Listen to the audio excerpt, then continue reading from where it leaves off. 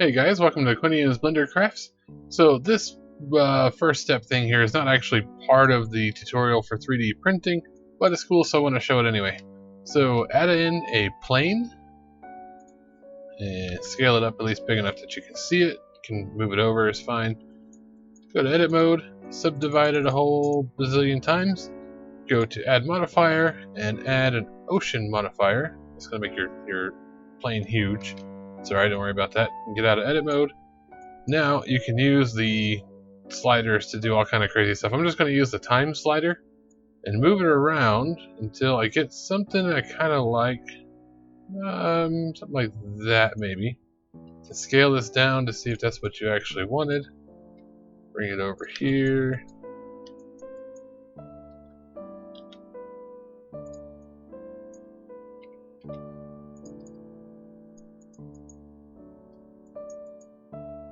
Play with the time a little bit more to get something. Basically, is uneven surface, something like that. So now we have a very quick, super cheaty, uneven surface. You can go ahead and apply that ocean. So now this is your shape, and then you can go to edit mode, grab the very edge all the way around, extrude that down, fill it in, so you have a box. Now you can take this box here into sculpting and change it all around however you want to make dirt. But that's a good, super cheaty way to get a quick uneven surface that you can work with in your edit mode. And if it doesn't have enough geometry for your edits, you can either use Dyn Topo or just subdivide this more. So anyway, let me get this dirt made and then we'll get to the point. Alright, so when you're going to put a base on something like this, like this dirt here, what you're going to want to do is pull it down lower and further away from your object than you're actually going to need it to be. In this case, I want it to slope off gently, so I've got it pulled pretty far below the floor of the wall and a little bit further out than it needs to be because it's supposed to be 25.7, I think. It's just got bumped. Anyway, so you get your thing wider than you actually need it to be. Then you do the bisect the mesh trick. You can do x-ray to be able to see what you're doing here.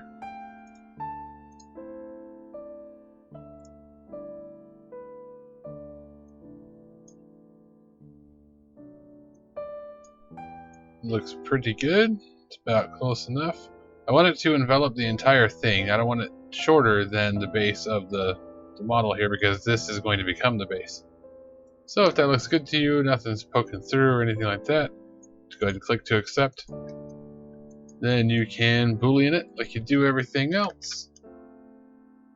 And if it worked, it did not.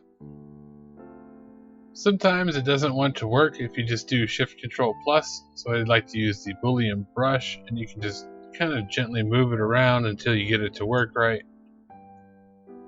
That's kind of what it's supposed to be doing. A little hard to see because the wall here. If you go inside, that looks about right. So if that's going to work right, you can go ahead and hit apply on your brush. I don't want to do it just yet. I want to go ahead and copy this thing here and use it over here. So sometimes right before you're done, you might want to actually go ahead and look around inside your model because you get weird stuff like this right here.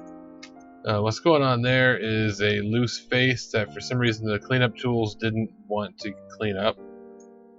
You can delete those manually and change things as you need to. You can also go into sculpt mode, which I've bound to the tilde key, and just put the smooth brush on it and see what happens. Sometimes it'll sort itself out, other times it won't. Really though, unless you're trying to sell the model, you don't have to worry about that kind of stuff too much. It's not really going to affect anything. You just don't want giant tubes of stuff going through your model. Alrighty, so once you've gotten your base on and all your pieces made and snapped to the grid and all that good stuff, and you exported them, make sure when you export if you're doing separate things to click selection only. You can go ahead and export all your stuff and upload it. Don't forget to bring in a mini every now and then just to compare what's going on. If that dude were on a base, he'd be just a little bit higher, something like that. So there you go. All in all, for this model, we have the complete fence to print if you're a nutcase or have resin printer that can handle that. If you're on the FDM side, we got this one without the fence in it, the fence broken down, and of course the topper for both of them. This is just an extra one I added for effect. But there you go. That's how you model stuff with 3D printing in mind. And of course this model will be on Thingiverse under the Tabletop Dungeoneers profile. If you guys would like to download and print it or take it apart or whatever. Of course, as always, thanks for watching. Don't forget to like, share, comment, subscribe, and I'll catch you on the next one.